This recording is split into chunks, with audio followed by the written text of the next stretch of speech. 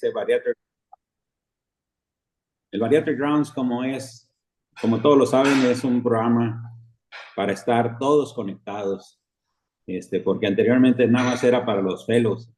Y el Bariatric Grounds dio la oportunidad para estar un poquito más los socios, la gente que quiere estar activa en la academia. ¿Y quién mejor que el doctor Guillermo Ponce de León nos ayudara con este Bariatric Grounds en esta gestión y coordinando con nuestro gran amigo Jeffrey Romero? Pues bien, el día de hoy tenemos el gusto de presentar a la doctora Paulina Crespo, quien es egresada de la Universidad Michoacana de San Nicolás de Hidalgo, hizo medicina interna por la Universidad de Guanajuato, hizo maestría en investigación en la clínica por la Universidad de Guanajuato, después una subespecialidad en endocrinología en el Instituto Nacional de Ciencias Médicas Salvador Subirán y alta especialidad en enfermedades de metabolismo mineral, también en el Instituto Nacional de Ciencias Médicas y Nutrición Salvador Subirán. También nos acompaña el doctor Héctor Romero Talamás. Héctor Romero Talamás estudió medicina en la Autónoma de Guadalajara, hizo cirugía general en el Instituto Nacional de Nutrición Salvador Subirán, llevó a cargo la jefatura de residentes, hizo cirugía endocrina y bariátrica de mínima invasión, también en el instituto, hizo cirugía bariátrica y metabólica en la Cleveland Clinic, participa como jefe de enseñanza del Hospital Ángeles Chihuahua y es director general del Hospital Sierra Alta Medical City y es director médico del 2024 a la actualidad. Como ven, estamos cerrando con broche de oro con estos dos invitados, pero además de alto nivel y también de nuestro México. Pues bienvenidos a todos. Guillermo, adelante.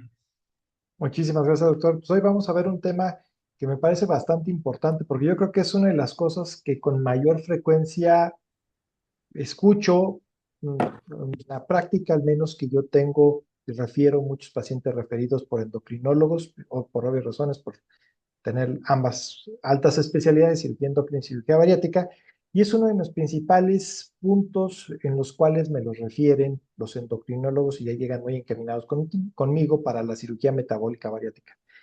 Y de las preguntas más frecuentes que me hacen los endocrinólogos y que me hacen los pacientes referidos por ellos mismos es si no van a tener riesgos de fracturas y qué va a pasar con el calcio y que si hacen osteoporosis. Entonces, se me hizo bastante atractivo discutirlo y ver qué podemos mejorar, cómo abordarlo y qué tanto es esto cierto o qué tanto tenemos que tener en cuidado. Y qué mejor para eso, para tener también un cirujano bariatra y cirujano endocrino que está muy familiarizado con pues, cuestiones metabólicas, endocrinas, hiperparathyroidismo, y la doctora Paulina Crespo, pues, que tiene la alta especialidad en salud del hueso y metabolismo mineral. Y te cedo la palabra, Héctor. Adelante. Muchísimas gracias.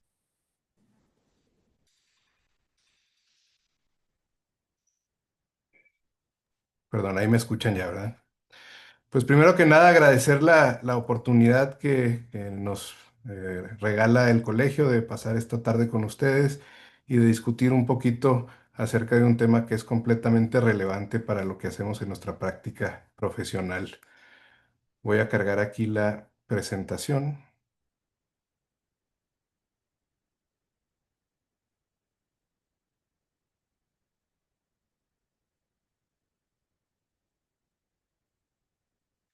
Muy bien, si hay algún problema con la presentación, me hacen el favor de señalármelo, por favor.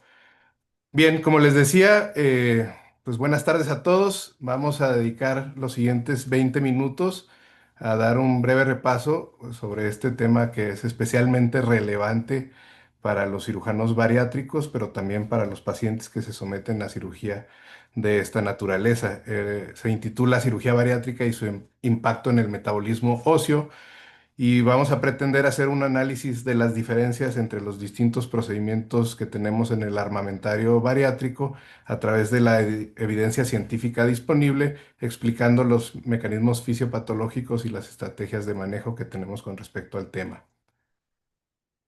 No vale la pena entretenernos mucho con estas diapositivas. Todos entendemos perfectamente cuáles son las diferencias básicas en la fisiología de los distintos procedimientos bariátricos, pero sí es necesario recalcar cuáles son las diferencias con respecto al impacto en el metabolismo óseo. Por lo tanto, pues sabemos que la manga gástrica es un eh, procedimiento meramente restrictivo.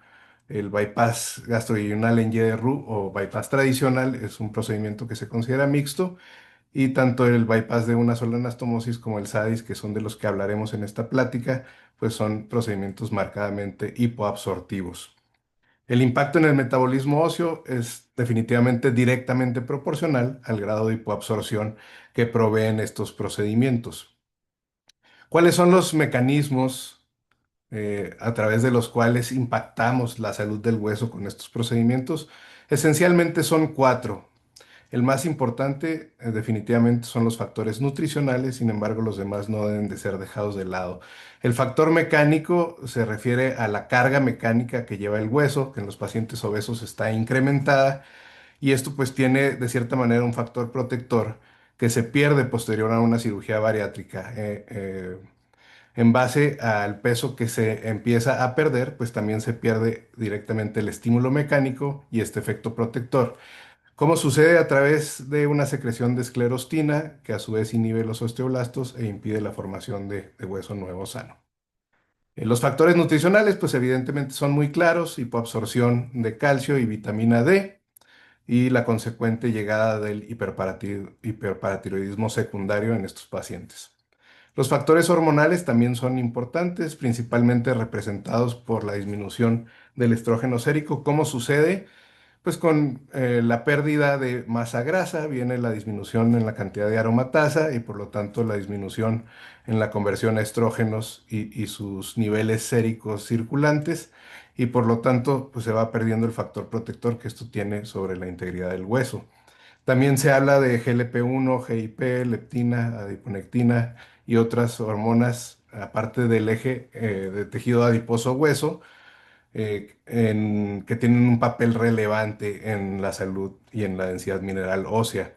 La regulación neurohormonal que produce este último eje es en base a una comunicación bidireccional entre estos tejidos, que se regula principalmente por la hormona pancreática amilina, que tiene un impacto directo sobre el remodelado óseo, alterando el equilibrio en estos procesos. El impacto en el metabolismo óseo definitivamente resulta de esta interacción compleja de factores, siendo, como ya dije, la hipoabsorción nutricional el mecanismo predominante, sobre todo en procedimientos derivativos. Vamos a hablar rápidamente de cuáles son las características adicionales por procedimiento. Tampoco vale mucho la pena entretenernos en esto, ya que el tiempo es poco y queremos que Pau nos platique mucho más de lo que puedo yo agregar a esto. Sin embargo, pues sí hay que hablar de que la manga gástrica, siendo un procedimiento exclusivamente restrictivo y permitiendo el paso a través del píloro, del duodeno y de la primera porción del yeyuno proximal, tiene mucho menor impacto sobre la densidad mineral ósea en el largo, mediano y largo, perdón, en el corto, mediano y largo plazos. Eh, si bien sí hay un impacto en el aspecto nutricional, este es mucho menor que en los procedimientos de tipo derivativo. Entonces, la manga gástrica normalmente ofrece el mejor perfil de preservación ósea entre los procedimientos bariátricos, y esto hay que tenerlo muy en cuenta, sobre todo en la evaluación y decisión de qué procedimiento va a tener nuestro paciente. El bypass gástrico es un nivel arriba en cuanto al impacto que se tiene sobre la densidad mineral ósea.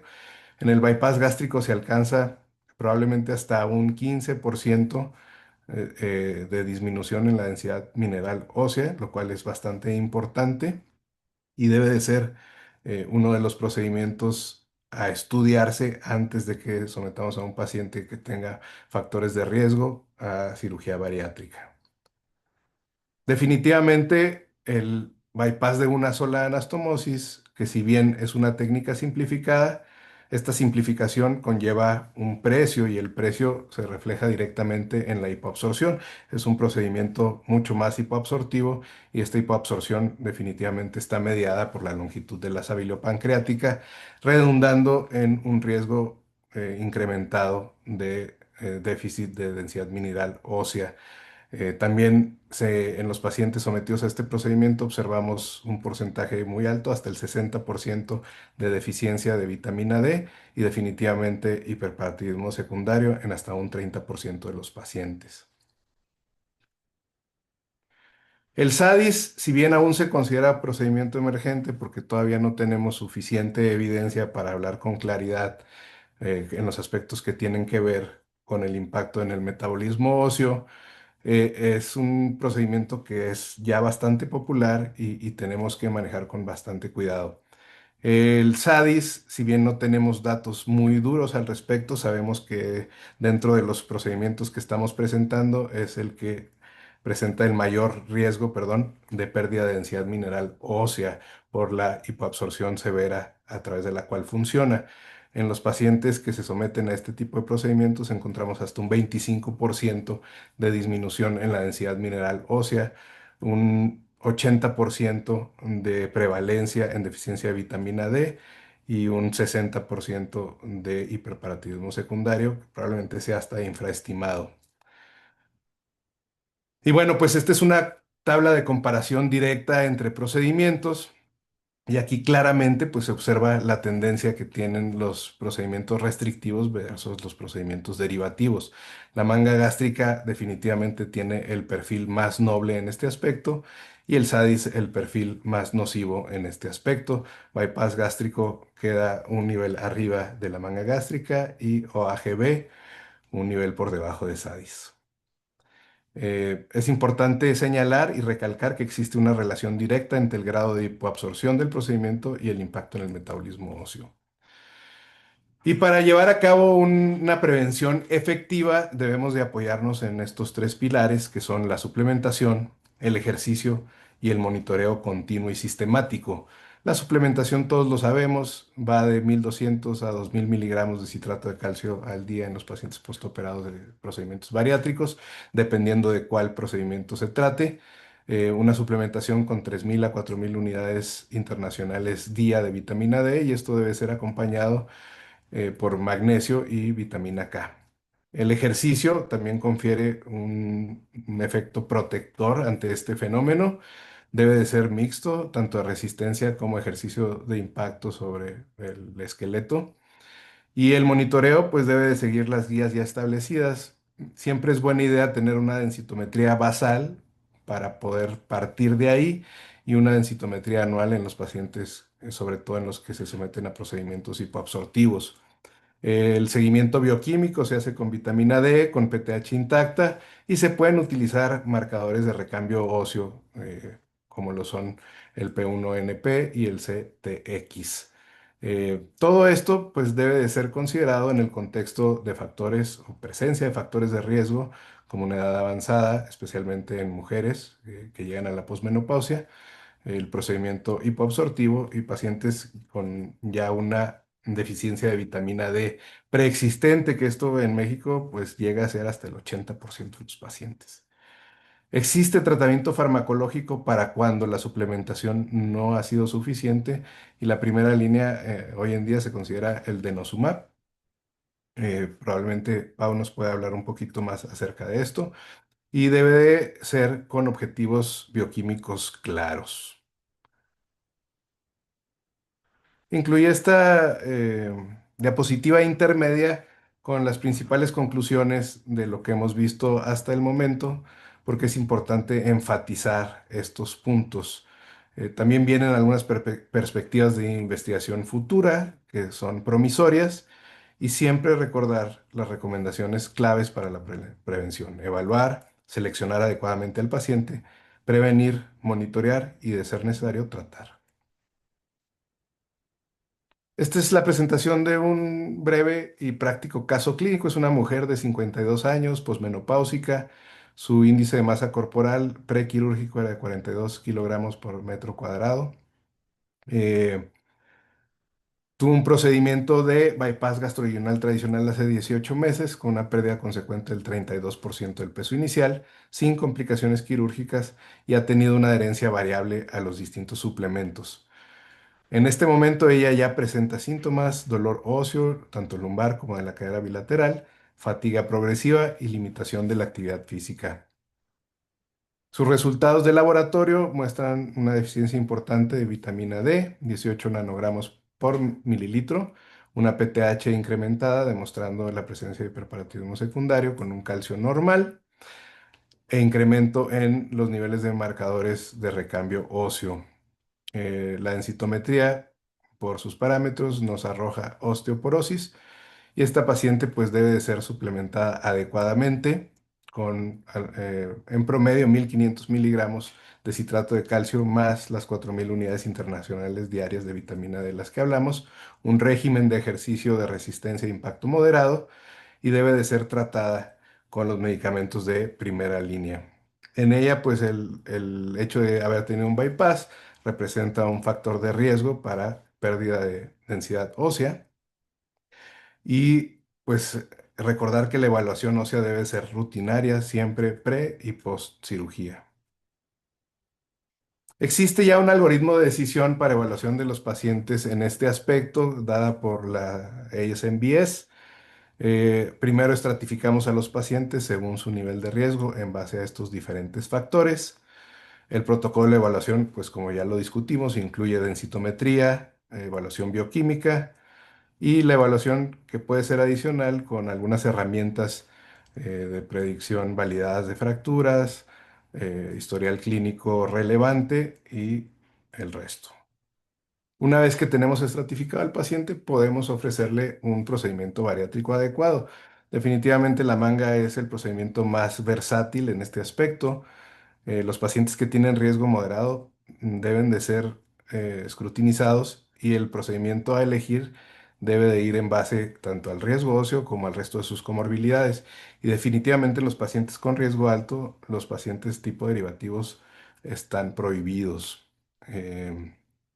Hay algunas consideraciones especiales, perdón, que son relativas a los procedimientos hipoabsortivos, y siempre hay manera de optimizar a nuestros pacientes de manera prequirúrgica, tomar el tiempo, hacer una evaluación adecuada y ofrecerles el mejor protocolo para cada uno.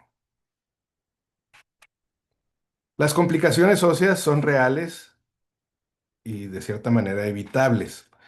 Tenemos aquí una línea del tiempo que nos habla más o menos de cómo se comportan estas consecuencias a nivel óseo.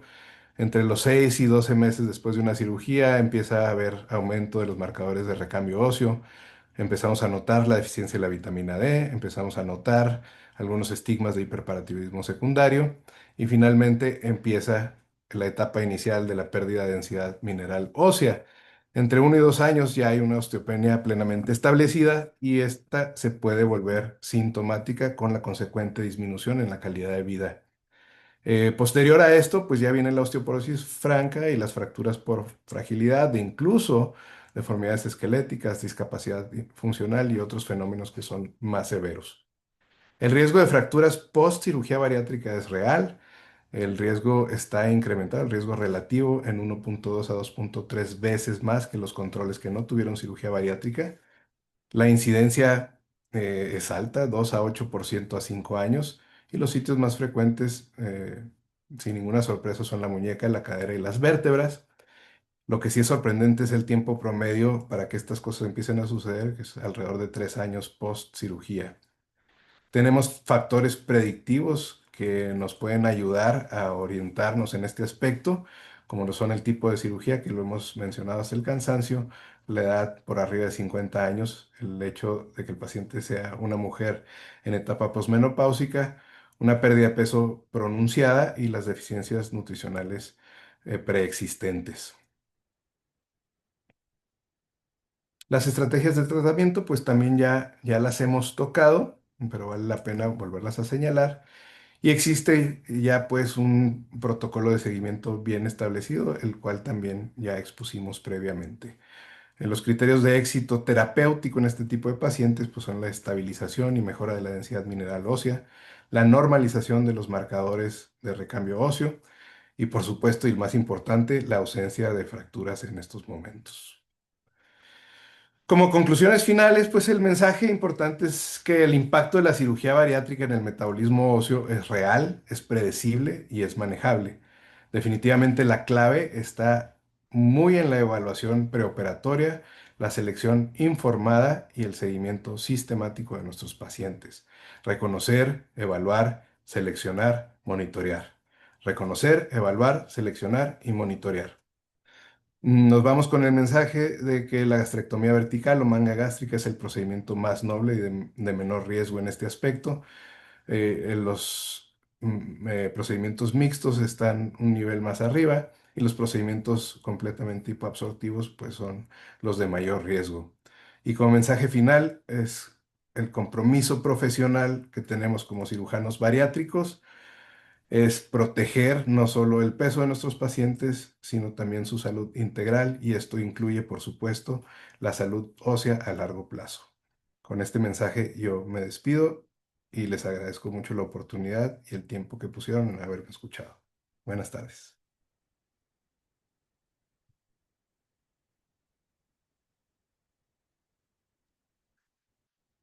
Muchas gracias, doctor. Pau, ya andabas por ahí. Muy bien, sí, estoy por compartir pantalla. ¿Me dicen si se ve la pantalla completa? Sí, Pau. Muy bien. Bueno, pues muy buena presentación. Creo que ya se han abarcado muchas cosas. Pues primero que nada quiero agradecer por la invitación a dar esta plática. Yo no soy cirujana, yo soy internista, soy endocrinóloga y tengo una alta especialidad en enfermedades del metabolismo mineral. Y pues bueno, platicando con Memo cómo iba a estar la dinámica, decidí hacer una presentación pequeña, primero abarcando estos aspectos. Lo más importante, mencionar la fisiología normal de la absorción de calcio y vitamina D y hablaré un poco sobre los mecanismos fisiopatológicos del hiperparatiroidismo secundario a la cirugía bariátrica, dado que pues hay muchos mecanismos por los cuales puede haber hiperparatiroidismo secundario. Sin embargo, me voy a enfocar solo ahorita a los de cirugía bariátrica, perdón, y algunos efectos hormonales en la densidad mineral ósea. Posteriormente,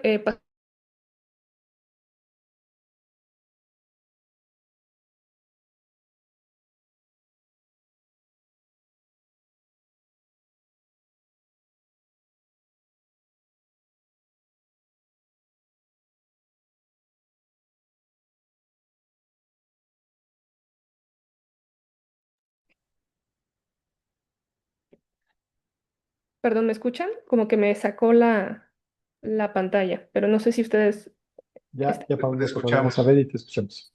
Muy bien. A ver.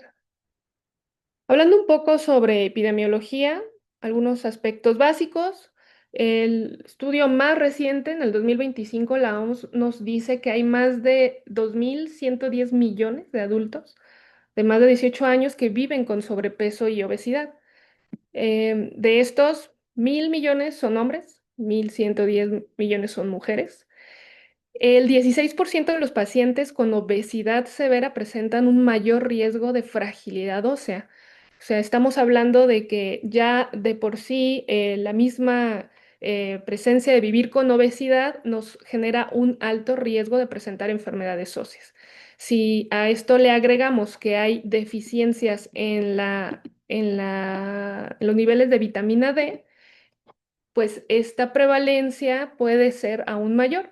Y bueno, la deficiencia la podemos dividir en aquella que tiene una deficiencia total, insuficiencia o normalidad. Y la deficiencia es cuando tenemos menos de 20 nanogramos mililitros de vitamina D, 25 hidroxide.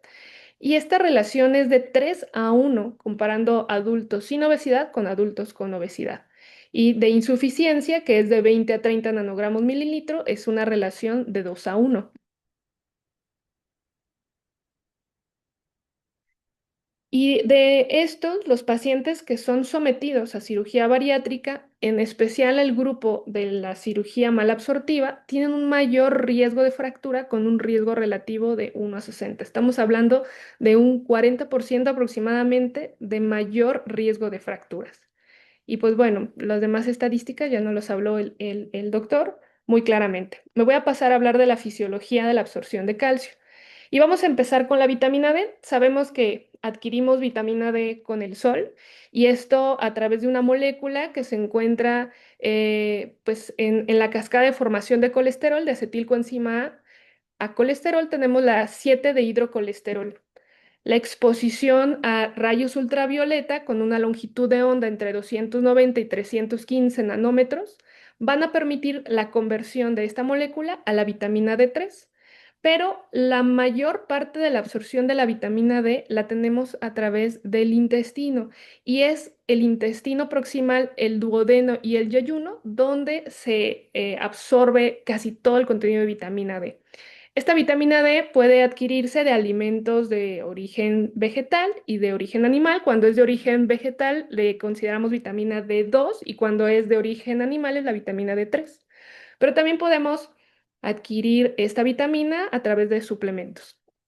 Esta vitamina D3 es dependiente de micelas, dado que es una vitamina liposoluble, por tanto se pega a kilomicrones, viaja a través del torrente linfático y llega al torrente sanguíneo. Cuando llega al hígado, va a haber ciertas enzimas, entre ellas la 25 hidroxilasa, que va a convertir esta vitamina D3 a 25 hidroxivitamina D, que es la mayormente conocida. Sin embargo, la 25 hidroxivitamina D tiene que pasar por otro proceso de hidroxilación, por la 1-alfa hidroxilasa, que se encuentra en el riñón para convertirse en 1-alfa 25 dihidroxivitamina D. Esta molécula es la molécula activa que va a activar los receptores de la vitamina D. Estos receptores de la vitamina D son importantes para la absorción de calcio. Este calcio se absorbe también a nivel intestinal en el duodeno y en la parte proximal del yeyuno. Entonces coincide que ambas moléculas son de absorción en esta zona.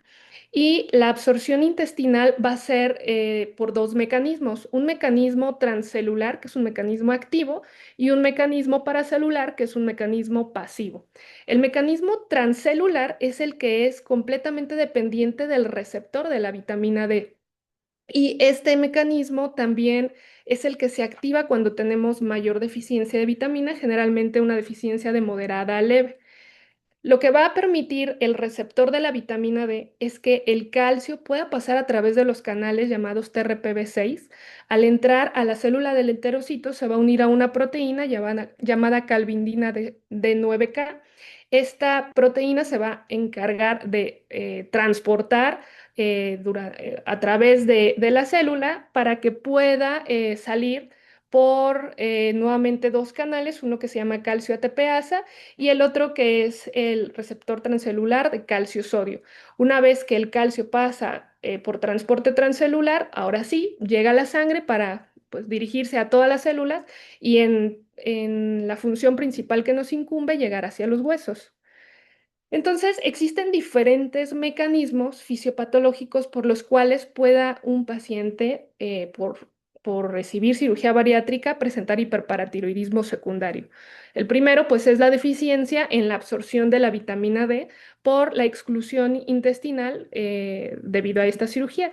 Pero también existen los mecanismos que vienen subsecuentes a la cirugía, como disminuir la ingesta de alimentos, por tanto, los alimentos que contienen vitamina D, pero también hay ciertos mecanismos que son inherentes al tejido adiposo, debido a que los pacientes que ya pues viven con obesidad tienen un tejido adiposo mayor, la vitamina D3 al ser liposoluble se aloja en el adipocito, ahí es donde se acumula, vamos, es como el reservorio. Entonces, cuando tenemos un tejido adiposo, digamos, disfuncional, y después de la cirugía todo este tejido adiposo se elimina y todo lo acumulado de vitamina D en ese tejido también se pierde.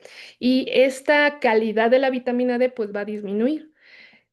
Aunado a esto, la disminución de la vitamina D va a generar una disminución en el calcio a nivel sérico. También la exclusión a nivel intestinal va a generar disminución en el calcio. Y hay otros factores como por ejemplo los cambios en el pH gástrico. Ya va a haber menor acidez por ciertos procesos restrictivos de cirugía bariátrica y esto disminuye una adecuada absorción de calcio, en especial de carbonato de calcio. Entonces, todos estos mecanismos van a generar que las glándulas paratiroides aumenten la secreción de la paratormona. Esta paratormona va a tratar de compensar estas deficiencias de calcio y se va a ver repercutido en el hueso, porque ¿de dónde vamos a sacar este calcio que nos hace falta? Evidentemente del hueso. Y aquí se van a activar ciertos mecanismos que ya mencionaba el doctor, la esclerostina, que va a ser un inhibidor de la vía WNT beta-catenina, que es un estimulador de los osteoblastos del hueso. Entonces, al haber mayor esclerostina, va a haber mayor resorción, menor formación, y esto se va a volver un círculo vicioso que va a descalcificar el hueso. Ahora, quiero hablar sobre algunos efectos hormonales porque los mecanismos no solamente son dependientes de de la paratormona, estos pueden incluir alteraciones en hormonas intestinales, en hormonas neuroendocrinas, en adiposinas y también puede haber ciertos cambios en la composición corporal que pueden agravarlo. El primer mecanismo, pues ya lo hablábamos de la vitamina D y deficiencia de calcio, pero también hay ciertas hormonas intestinales como lo es el péptido YY. Este es producido por las células enterocíticas, entonces tiene también cierto involucro tras la cirugía. Su función principal es anorexígena, pero estos niveles de péptido YY aumentan después de la cirugía y se correlacionan con un desequilibrio en el recambio óseo que va a favorecer la resorción, así como la pérdida ósea. Otras moléculas son los famosos GIP y GLP-1. El GIP y el péptido similar al glucagón, conocido como GLP-1, se pueden elevar de forma constante en respuesta a la cirugía bariátrica.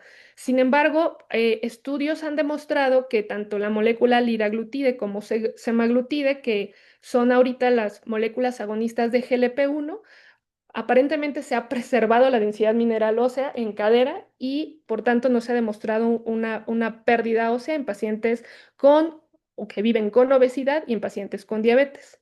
La grelina es otra hormona estimulante del apetito y actúa sobre la hormona de crecimiento. Dado el efecto anabólico o osteoanabólico que tiene la hormona de crecimiento sobre el hueso, se espera que la grelina ejerza ciertos efectos positivos sobre la homeostasis ósea. Otra adipoquina es la adiponectina. Esta adiponectina se correlaciona inversamente con la masa grasa, de tal manera que cuando hay sobrepeso disminuye la adiponectina, pero después de la cirugía esta adiponectina puede incrementar. Y hay algunos estudios observacionales en humanos que han encontrado que esta adiponectina se asocia negativamente a la pérdida de la densidad mineral ósea. Existe esta otra hormona que es la bisfactina, también es una adipoquina, especialmente se produce en la grasa visceral. Inicialmente se ha considerado como un mimético de la insulina, pero hoy en día ha habido pues más investigación sobre la asociación que tiene la densidad mineral ósea y los niveles circulantes de esta. Todavía no tenemos mucha información, pero parece también ser relevante. La leptina, este es un péptido secretado por los adipocitos y pues se secreta en proporción o en relación a la grasa. Esta se encarga de regular el apetito y regular el gasto energético. Sabemos que en los pacientes que viven con obesidad hay mayores niveles de leptina, pero esto es debido a que hay una resistencia a la leptina. En el caso del hueso, la leptina desempeña un papel importante en la fisiología ósea porque influye positivamente en la densidad, aumenta los marcadores de formación ósea y reduce los marcadores de resorción ósea. Entonces, después de una cirugía bariátrica, esta leptina disminuye y al estar con niveles suprimidos puede correlacionarse con un aumento en los marcadores de recambio óseo, es decir, los que desgastan hueso. También la cirugía bariátrica produce pérdida de masa muscular. Si bien es mucho mayor la pérdida de masa o de tejido adiposo, también hay cierta pérdida muscular.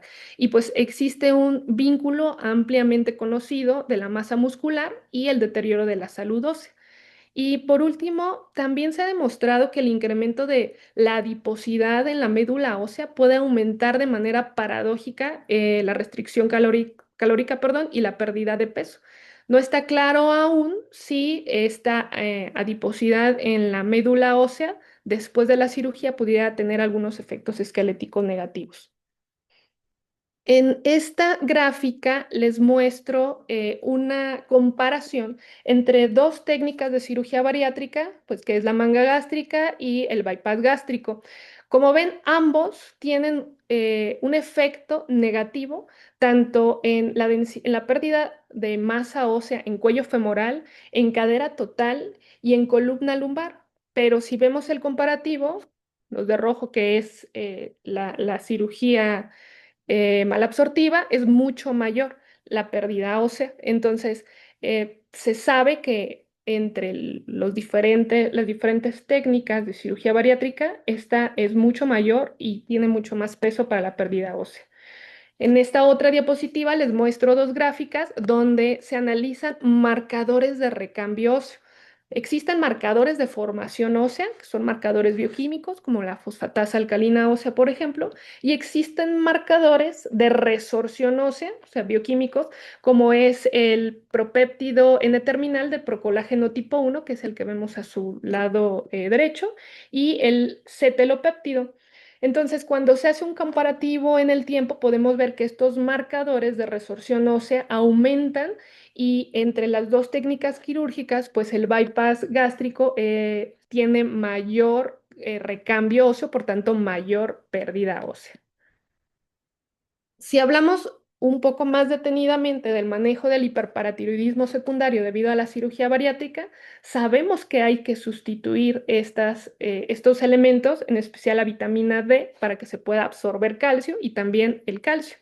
¿Cuáles son las recomendaciones? Bueno, si hablamos de una persona que no ha recibido cirugía bariátrica, pero tiene deficiencias de vitamina D, siempre se recomienda una suplementación entre 800 a 1000 unidades. Pero en pacientes después de haber tenido una cirugía bariátrica, estas dosis son mucho más altas, al menos entre 3000 a 6000 unidades al día. Se pueden dar diarias o también se pueden distribuir a dosis semanales de 50.000 unidades de vitamina D3. Esto se recomienda más en especial de casos de mala absorción severa. ¿Y qué diferencia hay entre el calcitriol? El calcitriol es la molécula 1,25 de hidroxivitamina D. Si el paciente no tiene ninguna afección renal, por ejemplo, que puede hidroxilar de la 25 a la 1,25, muchas veces no es necesario el calcitriol. Pero cuando tenemos casos refractarios a dosis altas de vitamina D, entonces es una buena opción añadir calcitriol. El calcio. Existen diferentes presentaciones de calcio. Conocemos el gluconato de calcio que es intravenoso, conocemos carbonato de calcio, citrato de calcio. ¿De qué depende qué presentación de calcio usar? Muchas veces lo usamos en personas que no han recibido ninguna cirugía bariátrica, el carbonato de calcio, porque contiene más calcio elemental. Sin embargo, el citrato de calcio no es tan dependiente del ácido gástrico estomacal. Por tanto, en pacientes que tienen una cirugía bariátrica, es mucho mejor dejarles citrato de calcio, dado la mejor absorción en este contexto de hipocloridria, y las cantidades también son altas. Se recomienda de 1200 hasta 2400 miligramos diarios. Si contemplamos que las cápsulas por lo general tienen entre 500 hasta 1,5 gramos, pues se tienen que repartir cada 12 o cada 8 horas. El fósforo no siempre se da en todos los pacientes, sin embargo es importante medirlo porque la vitamina D no solamente ayuda a absorber calcio, ayuda también a absorber fosfatos. Entonces, si tenemos deficiencia de vitamina D, aunque el fósforo no se absorba en la parte proximal del intestino delgado, pueden presentar hipofosfatemia. Entonces, si nosotros identificamos que hay pues datos de fosfato deficiente leve o moderado, entre 1,5 y 2,5 miligramos sobre decilitro, es recomendable también la suplementación oral de fosfatos. pues hay presentaciones que se venden en farmacias de botica, uno puede pedir el fosfato completo, hay citrato de fosfato, este, entre otros. Y hablando de antirresortivos, los antirresortivos, bueno, aquí tuve un error de diapositiva porque los antirresortivos son los bifosfonatos y el denosumab, pero hoy en día tenemos también formadores óseos y entre ellos está el romosozumab. Ahorita más adelante voy a hablar de ellos.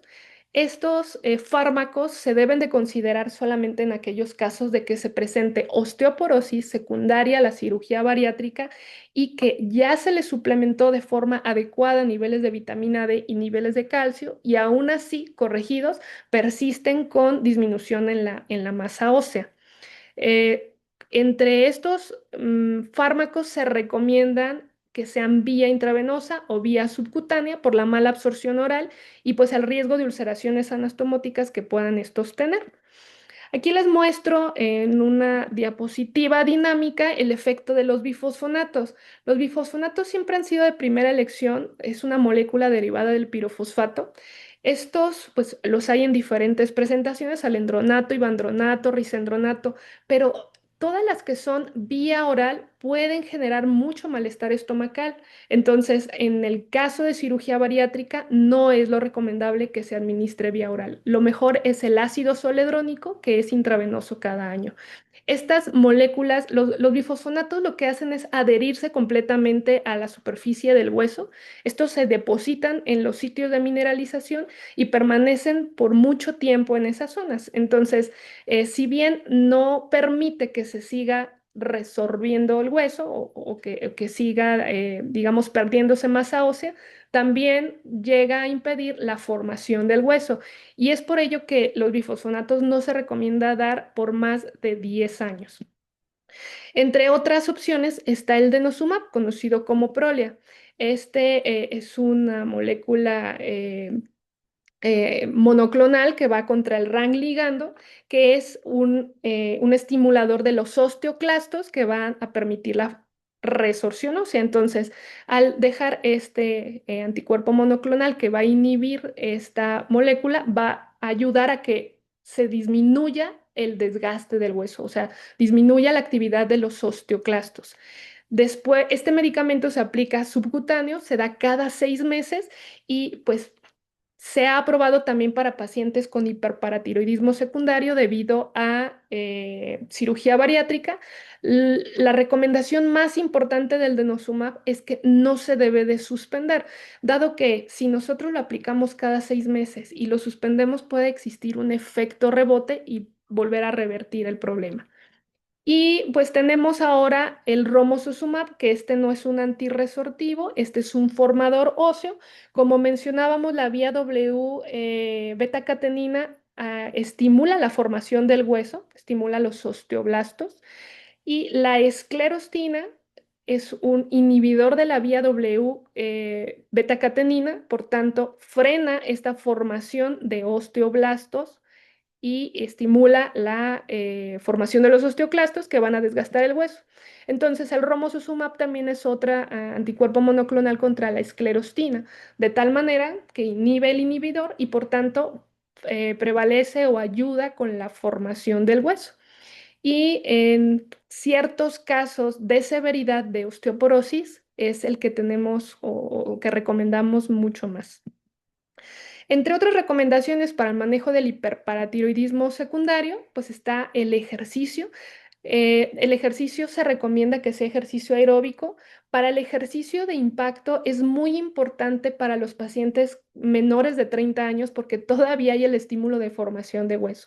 Ya después de esta edad, los ejercicios de impacto, aunque si bien por gravedad y por el impacto hay una forma a formar hueso, digamos que tenemos un tiempo límite para formar hueso. Una adecuada ingesta proteica tienen un beneficio en la densidad mineral ósea. Se recomienda la monitorización de calcio y de vitamina D. Lo que medimos es la 25-hidroxivitamina D y la monitorización de la PTH cuando tenemos la sospecha del hiperparatiroidismo secundario, como les mencionaba, medir fosfatos por deficiencia de vitamina D y en algunos casos cuando suplementamos grandes cantidades de calcio, es importante medir también el calcio urinario, este de preferencia en orina de 24 horas, para descartar que no se esté excretando mucho calcio en la orina y que pueda predisponer a litos.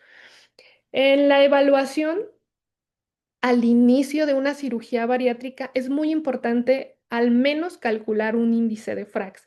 El índice de Frax es una calculadora universal gratuita que se puede utilizar para estimar el riesgo de fracturas cuando no tenemos una densitometría ósea. Si estamos hablando de mujeres que se acercan a la menopausia, van a tener una cirugía bariátrica, o bien hombres después de los 50 años, sería importante medirles una densitometría ósea antes de una cirugía bariátrica. Muy posiblemente sí, porque ellos ya presentan una pérdida ósea debido a múltiples estímulos, entre ellos, perdón, entre ellos el cese de estrógenos o de andrógenos y tal vez los pacientes antes de la cirugía ya presenten una deficiencia vitamínica y un grado de osteopenia u osteoporosis. Entonces, al someterse a la cirugía bariátrica es muy probable que se requiera de algún antirresortivo posterior a ello porque sabemos que la pérdida ósea va a empeorar después de la cirugía. También hay que recomendar pues dejar de fumar y disminuir la ingesta de alcohol. Aquí les muestro una captura de pantalla de la herramienta Frax en la que ustedes pueden incluir la edad del paciente. Esto sí, esta herramienta es más útil. Bueno, de hecho está diseñada solamente para pacientes mayores de 40 años. Cuando es menor, posiblemente el algoritmo no lo calcule bien, se puede poner el país. Bueno, aquí está ya por default Inglaterra, pero ponen fecha de nacimiento, si, cuánto pesa el paciente, cuánto mide el paciente, si ha tenido antecedentes de fracturas previas, si antecedente de padres con fracturas de cadera, si fuma, usa glucocorticoides, si tiene artritis reumatoide, si toma alcohol, pues 3 o más dosis por día. Si se conoce ya con osteoporosis secundaria, y aunque no tengamos, digo, aquí si tenemos una densitometría ósea, se puede poner el T-score, pero si no la tenemos, de todas maneras nos va a hacer un estimado de un cálculo. Este cálculo tiene puntos de corte. Cuando el riesgo mayor osteoporótico sobrepasa el 20% o el riesgo de fractura de cadera sobrepasa el 3%, entonces por cálculo de Frax se considera osteoporosis, aunque no tengamos una densitometría ósea. Y precisamente en estos pacientes nosotros debemos iniciarles tratamiento, sea desde antes que lo identifiquemos o desde después de la cirugía bariátrica. Y pues bueno, ya, en resumen, la cirugía bariátrica, especialmente los procedimientos malabsortivos, inducen un estado de alto recambio óseo, pérdida de la densidad mineral, deterioro de la microarquitectura y un aumento de riesgo de fracturas. El mecanismo es mediado por deficiencia de calcio, vitamina D y otros micronutrientes. Y la monitorización con densitometría, estudios de laboratorio, suplementación son esenciales para mitigar el impacto negativo sobre el metabolismo mineral óseo. Y pues bueno, eso es todo. Es una charla que quisiera abarcar mucho más, pero bueno, teníamos poco tiempo y espero resolver sus dudas ahorita con las preguntas. Muchas gracias.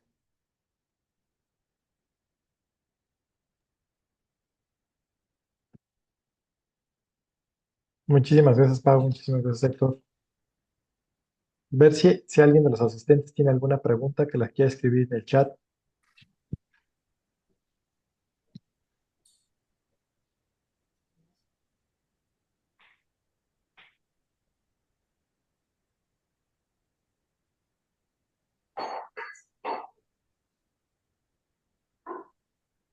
Héctor, una pregunta. Fíjate que alguno de los brasileños está intentando hacer una técnica modificada del SADIS donde le preservan más duodeno, que prácticamente se van a la segunda porción del duodeno, justo poquito antes de llegar allá a la ámpula de Vater.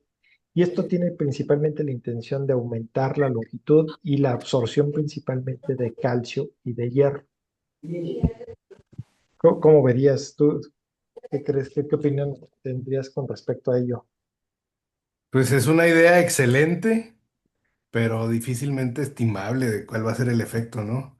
En realidad el duodeno pues no es el único participante, también como ya se señaló pues es el yeyuno proximal y pues el duodeno es largo, entonces quizá ganarle 4 o 5 centímetros al duodeno en su primera porción pueda contribuir en algo, pero pues es difícilmente estimable y creo que hasta que no tengamos información directa y objetiva, pues no vamos a saber bien si contribuye o no contribuye.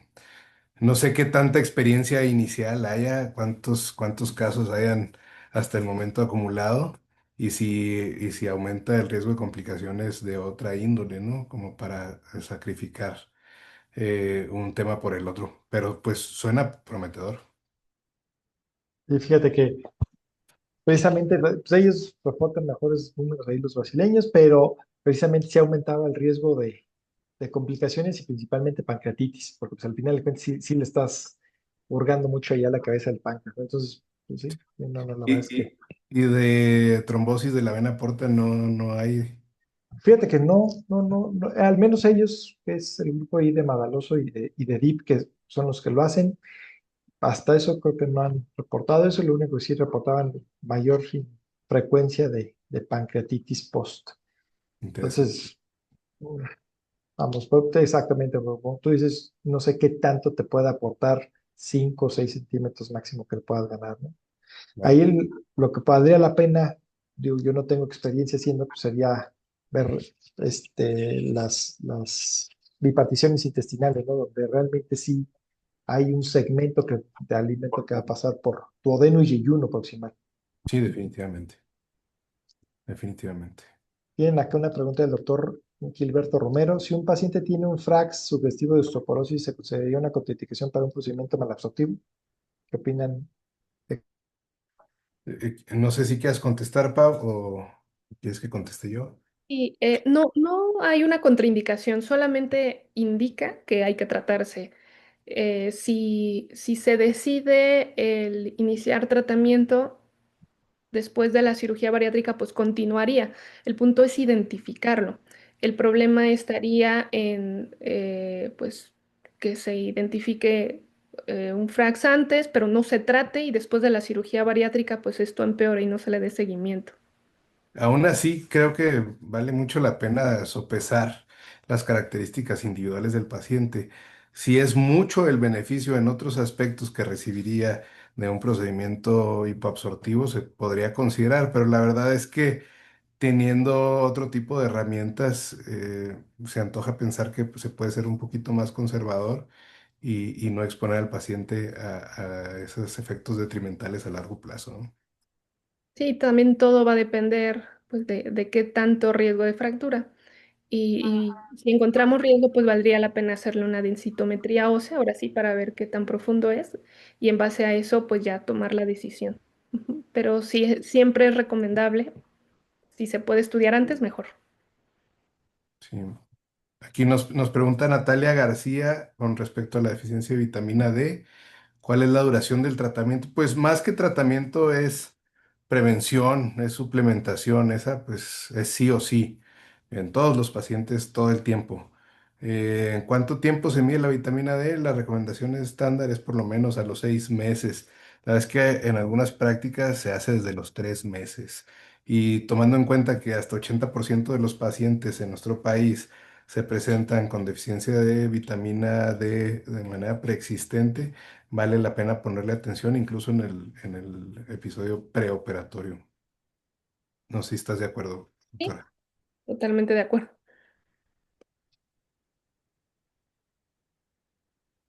No sé si hay alguna otra pregunta.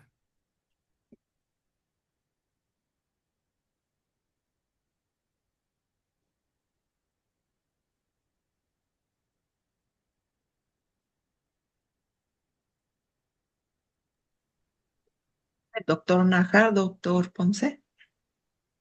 Doctor Bermonen, si algún comentario, algún... Hola, ¿qué tal? Pues sí, cerrando con broche de oro con estas dos magníficas ponencias. No te equivocaste, realmente le da mucho sabor a lo que estamos haciendo y realmente los felicito. Los dos estuvieron magníficos y yo creo que esperemos qué más comentan el público. Realmente estamos en tiempo y forma. No sé si alguien quiere agregar algo antes de que cerremos.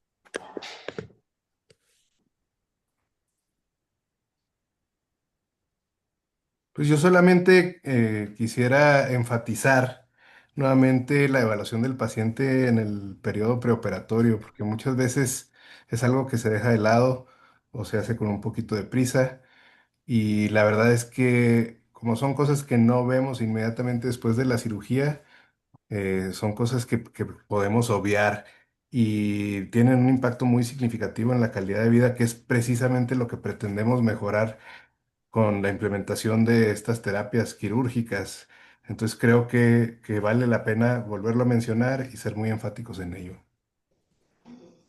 Y yo quisiera comentar que pues no es nada despreciable la cantidad de pacientes que nos llegan por osteoporosis, pero revisando antecedentes decimos, bueno, es una persona joven, o sea, no tendría por qué tener osteoporosis por posmenopausia, por ejemplo, etcétera, y ya revisando en los antecedentes, pues tuvieron alguna cirugía bariátrica muchos años atrás de las cuales nunca se suplementó, no se pensó en los efectos socios que pudiera tener o justo como preguntaban, bueno, le dieron por unos meses vitamina D, el paciente ya no volvió al doctor, no se volvió a tomar la vitamina y pues estos son los efectos, viene una fractura después, entre otros problemas.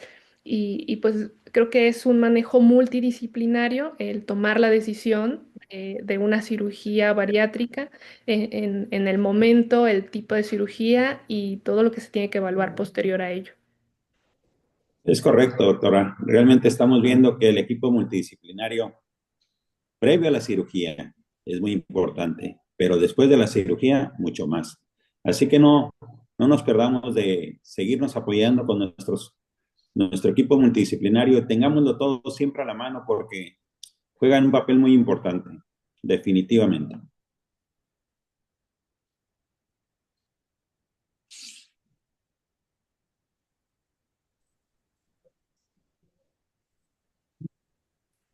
Listo. Yo creo que ya estamos en tiempo, doctor. Agradecer a todos y algún comentario, una última mensaje que nos quiera dar, doctor Bergonin. Pues antes que nada, antes de despedirme, pues volverlos a invitar, a reiterar. Vengan todos, vengan, traigan a su equipo multidisciplinario. Nos vemos en Tijuana. Día 14, día de pesca, el que guste, previo al Congreso. Día 15 para descansar. Día 16 a participar de los cursos precongresos. Y ahora sí el Congreso 17, 18 y 19. Aquí los esperamos en Tijuana. Baja Center, tenemos hoteles en Tijuana y tenemos hoteles en Rosarito.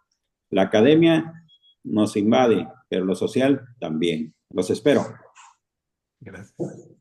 Gracias, doctor. Por allá nos vemos. Claro que sí. Nos vemos pronto. Muchas gracias a todos. Muchas gracias.